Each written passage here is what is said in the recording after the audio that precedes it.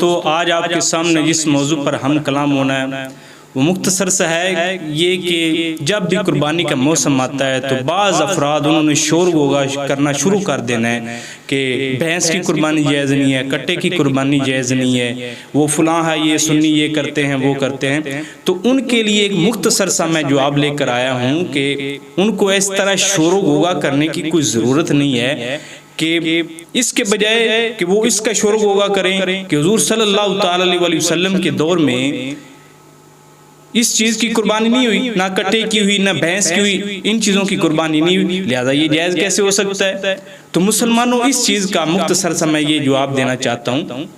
پہلی تو بات یہ ہے کہ اس وقت حضور نبی کریم صلی اللہ تعالی علیہ وسلم کے دور میں نہ بھینس تھی نہ قربانی تھی۔ کس علاقے میں حضور صلی اللہ تعالی علیہ وسلم جس علاقے میں آپ تشریف فرما ہوتے تھے، مکہ اور مدینہ شریف یعنی حجاز کے علاقے میں بھینس اور یہ کٹا یہ نہیں ہوا کرتا تھا، اس وجہ سے حضور صلی اللہ تعالی علیہ وسلم نے اس کی قربانی نہیں فرمائی۔ اگر ہوتے تو آپ فرما دیتے، تو یہ تھی نہیں اس وقت، یہ دوسرے علاقوں میں تھی، اس وقت حجاز میں یہ نہیں تھی، اس وجہ سے حضور صلی اللہ تعالی علیہ وسلم نے آپ نے قربانی نہیں فرمائی۔ تو باقی سنی حضرات جو ہیں وہ اس کو گائے پر قیاس کرتے ہیں، اس وجہ سے اس کی قربانی کو جائز قرار دیتے ہیں، جس طرح کہ شامی شریف اور دیگر سنیوں کی کتب میں آیا۔ تو دوستو سب سے بڑی بات یہ ہے کہ ایک چیز وہ ہے کہ جو قرآن و حدیث سے اور صحابہ کرام کے فعل سے ثابت نہیں ہے، تو ہم اس کو پرکھیں گے کہ کیا اس کو شرع پاک نے جائز قرار دیا ہے یا نہیں دیا۔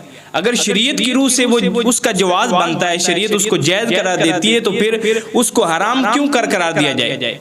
تو یہ ان کا شور غوغا ہے کہ یہ قرآن و حدیث سے ثابت نہیں ہے لہذا اس کا کرنا جائز نہیں ہے۔ تو قرآن و حدیث میں یہ جو ہم آج کل اذان کے لیے اس طرح کا سپیکر استعمال کرتے ہیں، یہ کہاں جائز قرار دیا گیا؟ اور دوسرا ہم موٹر سائیکل گاڑیاں پتہ نہیں کیا کیا چیزیں آلات موبائل اور جو مشینیں ہیں ساؤنڈ والی یہ ہم استعمال کر رہے ہیں، تو یہ قرآن و حدیث سے ثابت ہے کیا؟ جو چیز قرآن و حدیث سے ثابت نہیں ہے اس کا جواز اگر شریعت پاک کی روح سے بنتا ہے تو اس کو کوئی حرام نہیں قرار دے سکتا، وہ شرع پاک کی روح سے جائز ہے۔ تو اسی طرح ہم کہتے ہیں یہ کٹا اور بھینس یہ شریعت کی روح سے جائز جب بنتے ہیں تو اس کو حرام قرار دینے والا کون ہو سکتا ہے؟ اچھا تو پورا سال ان کو میں یہ جو کہتے ہیں کہ یہ جائز نہیں ہے جی، پورا سال یہ کٹا، ہاں جی میں شادی پر جا رہا ہوں وہاں پر کٹا پکا ہوا ہے تو میں شوق سے کھاؤں گا، اچھا اس وقت جائز ہے شادی کے موقع پر کرنا اور کھانا بھی جائز ہو جاتا ہے، تو قربانی کے موقع پر شور غوغا شروع ہو جاتا ہے۔ اور بھینس کا دودھ سارا سال پیتے ہو، کہتے ہو جی خالص ہمیں دودھ چاہیے، بھینس کا تو دودھ پینا جائز ہے پورا سال، اور اس وقت آ کر یہ حرام ہو جاتا ہے کام۔ اچھا اس کا دودھ پینا جائز ہے، اس کی کھال لینا جائز ہے، قربانی کی کھالیں اہل حدیثوں کے مرکز میں جمع کریں تو اس کی کھال لینا جائز ہے، لیکن اسے کھانا جائز نہیں ہے اور اس کی قربانی کرنا جائز نہیں ہے، وہ بھی صرف سنیوں کے لیے، اپنے لیے تمہارا سب لیے جائز ہو جاتا ہے۔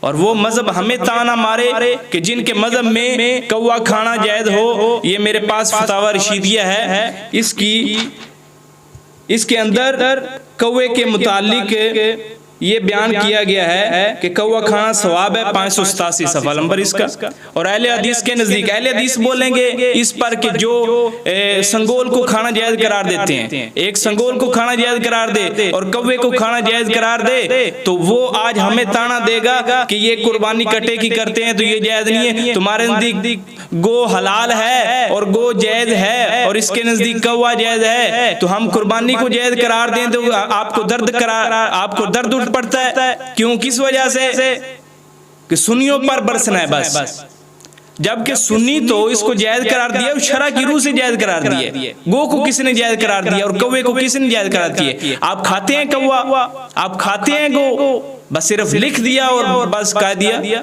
سنی الحمدللہ کٹے کو قربانی جائز بھی کرتے ہیں اور اس کو کھاتے بھی ہیں، آپ پورا سال کھاتے ہیں اور قربانی کے وقت اس کو حرام قرار دیتے ہیں، تو یہ سنیت نہیں ہے کہ ان کی باتوں کے پیچھے آ کر پریشان ہو جانا۔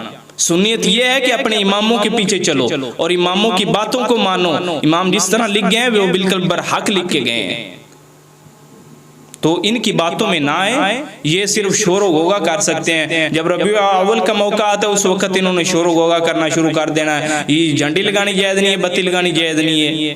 تو کوئی موقع نہیں جانے دیتے. شب رات کا موقع آئے تو شب قدر کا موقع آئے اس وقت انہوں نے رولا ڈال دینا ہوتا ہے. تو اب قربانی کا موقع آتا ہے تو یہ پھر رولا ڈال دیتے ہیں صرف اپنے پیسے کے لیے اور اپنی مال کے لیے. کیوں؟ ادھر دیکھو ان تمام کی کتابوں میں لکھا ہوا ہے, جو نہیں مانتے کٹے کی قربانی, ان کی کتابوں میں لکھا ہو کہ بھینس 30 ہوں اس کی زکوٰۃ پڑ جاتی ہے. ان کی کتابیں اٹھا کر دیکھیں. اچھا اس کی زکوٰۃ ہڑپ کرنے کے لیے, زکوٰۃ لینے کے لیے تو ٹھیک ہے, اس کو جائز قرار دیا تم لوگوں نے کہ اس کی زکوٰۃ تو پڑ جاتی ہے, تو قربانی کیوں نہیں اس کی جائز ہو جاتی بھائی؟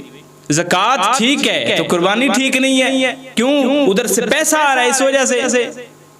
تو مسلمانوں بچ کے رہو, ایسے لوگوں کی باتوں میں نہ آنا.